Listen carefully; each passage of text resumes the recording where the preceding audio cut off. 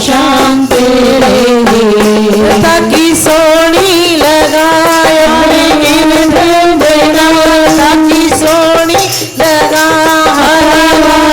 देना में लावालया श्याम प्यारे देना मीरा लावालया श्याम प्यारे देना मीरा लावालया श्याम प्यारे देना। इस प्रकार फेरे हुए विदाई का समय आ गया। जिस समय मीरा ने चित्तौड़ की राजधानी में केवल दहलीज में पैर ही रखा तो उस समय मीरा के पैर को बड़ी जबरदस्त ठोकर लगी। ठोकर लगने से मीरा के पैर से रक्त की धारा बही तो सब ने शोर मचा दिया, अपशकुन अपशकुन अपशकुन हो गया। ऐसा अपशकुन कि लगता है मीरा को इस घर में आने के बाद सुख नहीं मिलेगा। परिवार में प्रसन्नता भी थी लेकिन मीरा को सुख नहीं मिलेगा। शयन कक्ष में पहुंच गए। राजा भोज ने पूछा, मीरा तुम्हें कोई कष्ट तो नहीं? अगर तुम्हारे जीवन में किसी प्रकार की कोई भी विपत्ति आएगी ना तो तुम्हारी सहायता मैं करूंगा, लेकिन अपने परिवार में तुम्हारे समक्ष क्या कभी कभी मुझे इस कमरे में आने की अनुमति दोगी? कौन पूछ रहे हैं? राजा भोज। धन्य है राजा भोज का त्याग। तो मीरा कहती है कि आपकी भक्ति मुझसे कम नहीं है। आपका जो इतना बड़ा त्याग है, इस त्याग को करना कोई आसान काम नहीं। सबसे बड़ा त्याग तो आपका है। राजा भोज कहते हैं कि मेरे तो घर में गंगा बह रही है, मेरे तो घर में गंगा बह रही है। जब मीरा ने अपना चूड़ा दिखाया, पीताम्बर दिखाया कि मेरा गठबंधन तो भगवान से गिरधर से हो चुका है, तो राजा भोज कहते हैं, देवी क्या मैं तुम्हारे चरण छू सकता हूँ? क्योंकि तुम भक्ता हो, संत हो, मेरा धर्म है तुम्हारे पैर छूना। तो भोज पूछता है, कहता है कि तुम मुझे भक्त कह रही हो, मैं कोई भक्त नहीं हूं, मैं तो एक योद्धा हूं। मैं योद्धा हूं, मैं भक्त नहीं हूं। तो उस समय मीरा ने कहा कि आप त्यागी भक्त हो, आप बहुत बड़े त्यागी भक्त हो। लेकिन भोज का फिर ये प्रश्न था कि तुम्हें ये प्राप्ति, भगवत प्राप्ति, ठाकुर जी गिरधर तुम्हारे साथ बातें करते हैं, ये प्राप्ति कहाँ से हुई? तो मीरा कहती है कि गुरु की कृपा से। फिर राजा भोज का प्रश्न कि गुरु कहाँ से मिलते हैं? मीरा कहती है कि नाम जप का अभ्यास करो तो गुरु स्वतः तुम्हें मिल जाएंगे। तो राजा भोज पूछता है, क्या मैं अपने आप नाम नहीं जप सकता? इसलिए मैंने कल भी निवेदन किया था कि जो कहते हैं कृष्णम वंदे जगत गुरु, बहुत अच्छी बात है, भगवान के प्रति भावना होनी चाहिए। लेकिन अपने ऊपर जपा हुआ जाप तो एक गोली के समान है। जैसे गोली हाथ से फेंकोगे कहाँ तक जाएगी, और वही गोली अगर बंदूक द्वारा फेंकी जाए ना तो अनेक शत्रुओं का नाश कर सकती है। अब राजा भोज कहता है कि गुरु नाम जप से मिल जाते। उसने कहा नाम जप और साथ साथ आर पुकार। तो राजा भोज पूछने लगा, मीरा अब मैं किस नाम का जप करूं? अभी तो मुझे गुरु मिले नहीं है। तो मीरा ने कहा, तब तक के लिए आप हनुमान जी, शंकर भगवान को अपना इष्ट बना लो और वही तुम्हारा रास्ता खोल देंगे। पहले हमें इष्ट बनाना पड़ता है। इष्ट सबके होते हैं। प्रथम पातशाही गुरुदेव भगवान के इष्ट कौन है? राम जी। हनुमान जी हो, राम जी हो, शंकर भगवान हो, आर्त पुकार और तीव्र इच्छा के द्वारा संत मिल जाएंगे। और जब तक तुम्हें संत न मिलें तब तुम भगवान के चरणों में पुकार करते रहना। तो राजा भोज पूछता है कि हमें साधना की क्या आवश्यकता, हम साधना क्यों करें, किसके लिए करें? मीरा कहती है कि साधना करने से हमारी संसार से आसक्ति हटती है संसार से आसक्ति मिटती है और भगवान के चरणों में जो है हमारी आसक्ति जुड़ती है। तो भोज पूछता है कि जब हमारी भगवान से आसक्ति जुड़ जाएगी तो फिर क्या लाभ होगा। मीरा ने कहा जब भगवान से आसक्ति जुड़ जाएगी तो तुम्हें आनंद ही आनंद मिलेगा। कहीं भी रहोगे, किसी भी परिस्थिति में रहोगे, आनंद के सिवाय तुम्हें कुछ और दिखाई भी। गुरु चरणों में जिसका संबंध है उसको हरदम आनंद ही आनंद है। हरि चरणों में जिसका संबंध है उसको हरदम आनंद ही आनंद है। निंदा चुगली ना जिसको सुहावी, निंदा चुगली ना जिसको सुहावी, बुरी संगत में वह नहीं जावे, बुरी संगत में वह नहीं जावे। मन गुरु चरणों का मकरंद है उसको हरदम आनंद ही आनंद है। मन गुरु चरणों का मकरंद है उसको हरदम आनंद ही आनंद है। गुरु चरणों में वारी, गुरु चरणों में बाबा, हरि चरणों में जिसका संबंध है उसको। तो मीरा कहती है तब तक के लिए आप हनुमान शंकर के इष्ट को आराधना करो, उन्हें पुकारो, गुरु मिल जाएंगे।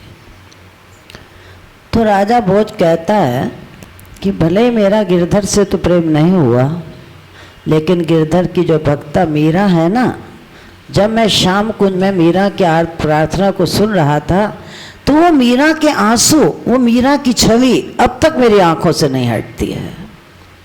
अर्थात भक्तों के भक्त से भी अगर प्रेम कर लो ना तो उसमें भी हमारा बेड़ा पार हो जाए। भक्तों के भक्त की जो गरिमा है ना उससे कहीं कम नहीं है। इसलिए जो मीरा की वो आंसुओं की छवि आज तक मेरी आंखों से भूली नहीं है।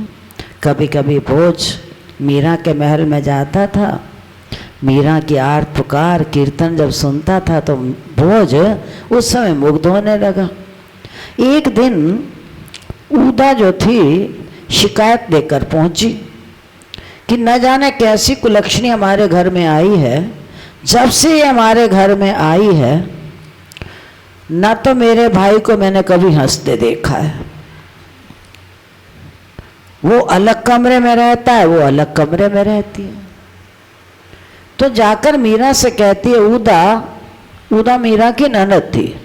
उदा ने जाकर मीरा से कहा, अरे पता नहीं आज तक ना तो मैंने तुझे हंसते देखा है, और जब भी हम बाहर द्वार पर खड़े होते हैं तो भीतर से किसी पुरुष की आवाज़ें हमें सुनाई देती हैं। मेरा भाई तो होता है बाहर, सच सच बता तेरे कमरे में अंदर कौन होता है। तो मीरा कहती है, दीदी कोई नहीं होता, मेरा बीन कृष्ण कन्हैया। उदा को बड़ा क्रोध आ गया। उसने कहा, मेरा बीन गिरधर कृष्ण कन्हैया, तो तूने विवाह क्यों किया? तूने विवाह क्यों किया? मेरे भाई के जीवन को बर्बाद कर रही है, तुझे लाज नहीं आती? लेकिन मीरा जो थी ना, वो मान अपमान निंदा स्तुति से ऊपर उसकी मनोस्थिति पर कोई प्रभाव नहीं। वो तो नाम की मस्ती में हर समय मस्त रहने लगी। एक बार गणेश पूजन का समय आ गया। दास ने कहा, उदा मीरा को कहो कल प्रातःकाल पूजन का समय है, तैयारी कर ले। उदा गई और कहने लगी, चल कल प्रातःकाल 5 बजे पूजन का समय है। तो मीरा कहती है, बहन मैं कैसे चलूं? वो तो मेरी कन्हैया की गिरधर की सेवा का मैं नहीं चल सकती। अगर मैं गिरधर को उठा दूंगी तो गिरधर कच्ची नींद में उठेगा और मुझे कष्ट होगा, वो मुझसे सहन नहीं होता। उदा ने अथक प्रयास किया, लेकिन किसी भी प्रकार मीरा जो थी वो पूजन के लिए नहीं गई। और मीरा ने कह दिया, तुम पूजन कर लो, मैं पूजन बाद में कर लूँगी। अब उदा का जो क्रोध था वो पराकाष्ठा को छूने लगा। जब भोज को पता लगा, परिवार से तो बेचारे कुछ न कह सके, लेकिन पहुंच गए मीरा के पास और कहते हैं, मीरा किसी चीज़ की आवश्यकता तो नहीं है, तुम्हें कोई कष्ट है, कुछ भी आवश्यकता है तो मुझे बताओ। मैंने तुम्हारे साथ प्रण किया था कि मैं जब तक जीवित रहूँगा तुम्हारी रक्षा करूँगा। तो मीरा कहती है, मुझे और तो किसी प्रकार की कोई चिंता नहीं। मेरे दादा ने एक संत निवास बनाया था। संत निवास में अनेक प्रकार के महापुरुष आते थे, वहाँ पर हर समय सत्संग की धारा बहती थी, संत दर्शन भी हो जाता था और सत्संग भी मुझे मिल जाता। तो उसी समय राजा भोज ने कहा, मीरा चिंता क्यों करती हो, मैं श्याम कुंज के पास एक महल बनवा देता हूँ, वहाँ पर संत दर्शन भी होगा और सत्संग की धारा भी बढ़ती रहे। इस प्रकार राजा भोज ने वहाँ पर एक महल बना दिया। अब नित्य प्रति वहाँ पर संतों का आगमन शुरू हो गया और हर समय जब सत्संग चलता था तो राजा भोज सोचता है कि मैं भी क्यों ना बहती गंगा में हाथ धो लूँ, बहती गंगा में हाथ मुझे भी धो लेना चाहिए। उस समय राजा भोज भी सत्संग पे जाने लगे तो जो उसकी बहन उदा थी ना, उसको बड़ा क्रोध आया, कहने लगी खुद भी बिगड़ा और मेरे भाई बिगड़ी हुई है और मेरे भाई को भी आकर बिगाड़ दिया। लेकिन मीरा ने कहा, बहन जो सत्संग में आते हैं ना वो बिगड़ते नहीं हैं, उनका तो लोक भी संवरता है और परलोक भी। हर व्यक्ति सत्संग में आ नहीं सकता, सत्संग में केवल वही आ सकता है जिसके ऊपर उसकी कृपा हो।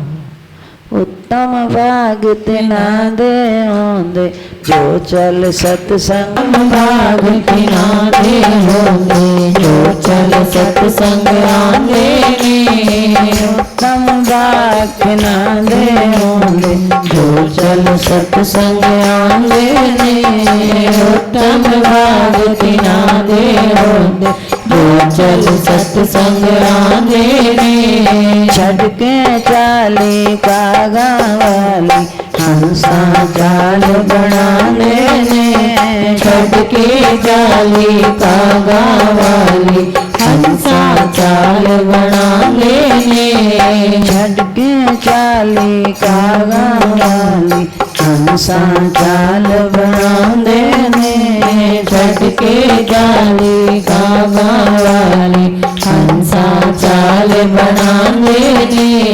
सत्संग होवे घड़िया चा तप गए वर्ष हजार। सत्संग होवे घड़िया चा तप दे वर्ष हजार।